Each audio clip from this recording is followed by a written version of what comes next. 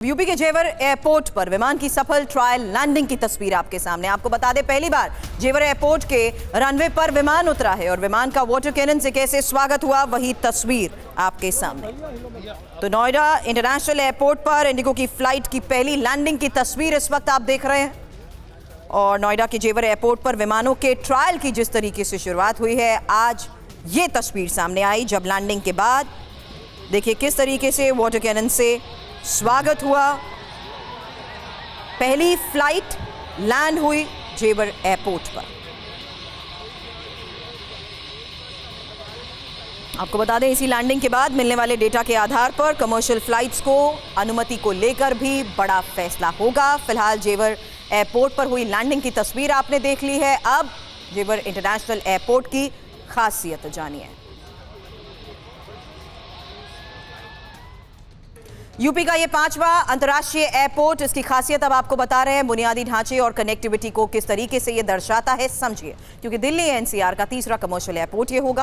अप्रैल 2025 से commercial flights की शुरुआत होगी और पर्यटन और क्षेत्रीय कनेक्टिविटी को जिस तरीके से नई गति मिलेगी उसी को देखते हुए आज की ये तस्वीर बेहद खास है। जेवर एयरपोर्ट को लेकर संवाददाता सुमंत कुमार ने गौतम बुद्ध नगर से बीजेपी सांसद महेश शर्मा से भी खास बातचीत की। उनकी तरफ से क्या कहा गया सुनिए।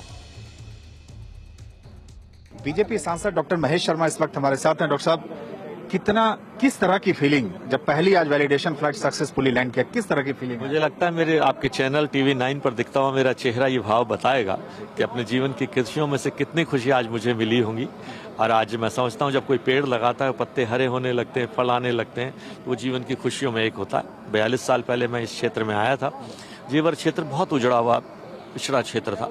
आज उस क्षेत्र के विकास को नए पंख लगेंगे। धन्यवाद प्रधानमंत्री जी, धन्यवाद मुख्यमंत्री जी, आपके आशीर्वाद सहयोग से ये क्षेत्र नई इबारत लिखेगा। विकास की भी, रोजगार के नए आयाम खुलेंगे। यहाँ के किसानों का जीवन स्तर सुधरेगा और सुधर भी गया है। जमीनों के भाव 6-7 गुना यहाँ तक बढ़ गए हैं। तो मैं समझता हूँ ये सबके लिए बहुत बड़ा शुभकामनाएं मैं देना चाहता हूँ। आज ये प्रोजेक्ट मैं समझता हूँ क्षेत्र के विकास में, क्षेत्र की खुशहाली में, युवाओं के रोजगार में, क्षेत्र की सुरक्षा की स्थिति से, फिल्म सिटी बराबर में आया है, इलेक्ट्रॉनिक डिवाइस सिटी बराबर में आया है। ये सब मिलाकर अगर हम देखेंगे तो संपूर्ण रूप में ये प्रोजेक्ट है। और आज ये मुझे खुशी है कि इसमें गिलहरी जितना सहयोग मैं भी कर पाया, ये मेरे जीवन की खुशियां। बीजेपी सांसद महेश शर्मा को आप सुन रहे थे, हमारे सहयोगी सुमंत से उनकी ये खास बातचीत आपने देखी। लेकिन सुमंत, अब आज की ये खास तस्वीरें हम देख चुके हैं। ये समझना जरूरी है कि किस तरीके से अब डेटा को एनालाइज करते हुए आने वाले वक्त में कमर्शियल फ्लाइट्स को लेकर फैसला होगा।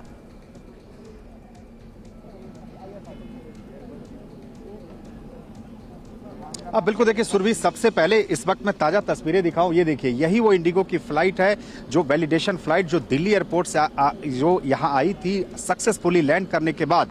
अब सीधी तस्वीरें इस वक्त आप नोएडा इंटरनेशनल एयरपोर्ट से देख रहे हैं। अब ये विमान वापस टेक ऑफ के लिए रेडी हो रहा है। आप सामने देख सकते हैं कि जो टेक्निकल स्टाफ हैं वो यहाँ पे मौजूद हैं। लेकिन जब इस विमान की सक्सेसफुली जब लैंड हुआ उस वक्त यहाँ पे केंद्रीय नागरिक उड्डयन मंत्री राममोहन नायडू भी मौजूद थे। अब से थोड़ी देर पहले उन्होंने कहा है कि जितना सहयोग हो पाएगा मिनिस्ट्री से दिया जाएगा और जो टारगेट है कि अप्रैल 2025 से कॉमर्शियल फ्लाइट्स की आवाजाही शुरू हो सके, उसे लेकर दिन रात काम चल रहा है। और अगर आप देखें तो उस दिशा में एक बहुत अहम कदम है इस वैलिडेशन फ्लाइट का सफलतापूर्वक लैंड करना, क्योंकि इसके बाद सुरभि एरोड्रम लाइसेंस का आवेदन दिया जाएगा और उसके कुछ दिनों बाद माना जा रहा है कि नियमित रूप से यहां पे जो फ्लाइट्स है उसका ट्रायल शुरू किया जाएगा। लेकिन आप तस्वीरों में देखें कि अब ये तकरीबन 1.5 घंटे से ज्यादा ये विमान यहां पे रहा और तमाम जो डीजीसीए के टेक्निकल स्टाफ थे, एयरपोर्ट अथॉरिटी ऑफ इंडिया के क्रू मेंबर्स थे, सभी लोग आए। और अब आप देखिए कि ये विमान धीरे धीरे टेक ऑफ के लिए तैयार है। अब यहां से ये विमान टेक ऑफ होकर वापस दिल्ली जाएगा। लेकिन वाकई ये माना जा रहा है कि इस जो पिछले कई वर्षों से जिस लम्हे का इंतजार था, जिस वक्त का इंतजार था, वो अब सफल हो चुका है। और अब ऐसा लग रहा है कि अभी जब हम लोगों ने पूछा भी केंद्रीय नागरिक उड्डयन मंत्री राममोहन नायडू से, तो उन्होंने कहा कि हम लोग पूरी तरह से काम कर रहे हैं कि किसी भी तरह से जो अप्रैल का टारगेट है, अप्रैल 2025 से कॉमर्शियल फ्लाइट्स की आवाजाही शुरू हो सके। और इसकी शुरुआत के साथ ही सिर्फ जेवर ही नहीं, सिर्फ पश्चिमी यूपी नहीं, माना जा रहा है कि पूरे इलाके में जो कह सकते हैं विकास की रफ्तार है उसको नया आयाम मिलेगा और साथ ही साथ रोजगार के जो मौके हैं वो भी बड़े पैमाने पे क्रिएट होंगे। जल्दी से एक तस्वीर सुरभि मैं दिखा दूं ये तो आपने फ्लाइट की तस्वीरें देखी। दूसरी ओर अगर आप देखें तो जो टर्मिनल जो है ये भी लगभग बनकर तैयार है, और ये जितने भी आप देख रहे हैं सारे जो लेबर यहाँ पे काम करते हैं, स्टाफ और लेबरर्स, पिछले जब से ये विमान लैंड हुआ है एक टक से सभी निहारते हुए नजर आ रहे हैं। आप देखिए कि जहां जहां टर्मिनल के ऊपर नीचे हर फ्लोर पे, क्योंकि पिछले कई वर्षों से दिन रात की मेहनत के बाद आखिरकार वो सपना साकार हो पाया, और ये आज का दिन वाकई आप कह सकते हैं कि ऐतिहासिक दिन है।